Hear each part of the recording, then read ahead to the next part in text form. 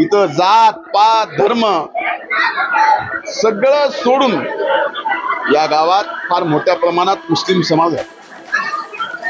या समाजातल्या लेकी जिथं कुठं सून म्हणून गेल्यात त्यांनी सुद्धा या श्रीमद भागवत देवी कथेमध्ये वर्गणीसह सहभाग आपला ठेवला। माझ्या जन्मगावी नात्र्यात श्रीमद देवी भागवत कथेचं आयोजन चैत्र नवरात्रीच्या निमित्तानं आमच्या गावातील सर्व जाती धर्मातल्या लेकींनी मग त्या सून म्हणून कुठेही देशभरात असल्या एकत्र येऊन हे दुसरं वर्ष अतिशय यशस्वी प्रमाण आणि एक आदर्श जो आजपर्यंत मी महाराष्ट्रात कुठं पाहिला नाही आणि देशात सुद्धा गावच्या सर्व लेकींनी एकत्र येऊन मग ती लेक किती वयाची आहे, आजीच्या वयाची सुद्धा लेक आज या श्रीमद भागवत देवीच्या कथेमध्ये त्यांनी सहभाग घेतला। हे दुसरं वर्ष याची संकल्पना खऱ्या अर्थानं हरिभक्त परायण दिवेगावकर गुरुजी यांनी मांडली, माझ्या आईजवळ मांडली आणि मागच्या वर्षीपासून खऱ्या अर्थानं ही एक आदर्श सत्याची परंपरा श्रीमद देवी भागवत कथेची परंपरा चालू झाली। आज तुम्ही बघता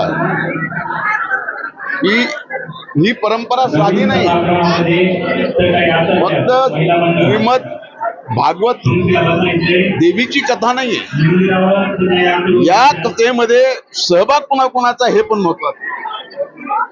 इथं जात पात धर्म सगळं सोडून या गावात फार मोठ्या प्रमाणात मुस्लिम समाज आहे।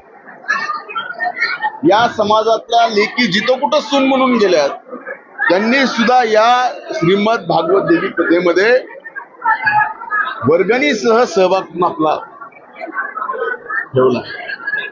मागासवर्गीय समाजातल्या आमच्या भगिनी जिथं कुठं, आमच्या लेकी जिथं कुठं सून म्हणून गेल्या त्यांनी सुद्धा इथं या श्रीमद भागवत देवीच्या कथेमध्ये सहभाग घेतला। मग जातीचा तर सोडा, सगळ्या जाती याची गरज खऱ्या अर्थानं आज या महाराष्ट्रात ही खरी श्रद्धा आहे। हे खऱ्या अर्थानं अध्यात्माचं वारकऱ्याचं जी शिकवण आहे जात पात धर्माच्या पलीकडं, आणि ती शिकवण फक्त श्रद्धा आणि श्रद्धेची आहे।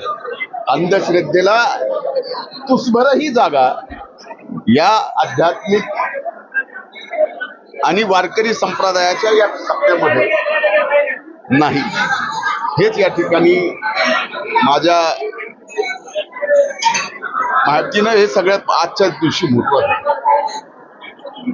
आज आमच्या सांगतेच्या निमित्तानं मी भगवंताकडे एवढीच इच्छा व्यक्त केली की आमच्या बहिणींना, आमच्या लेकींना, भले आमच्या आजीच्या वयाच्या असतील, आत्याच्या वयाच्या असतील, सगळ्यांना सुख समृद्धी आयु आरोग्य त्यांच्या जीवनामध्ये मिळावं, एवढंच एक काय पुण्य आमच्या सगळ्या गावच्या लेकींना नशिबी यावं ही प्रार्थना या ठिकाणी केली।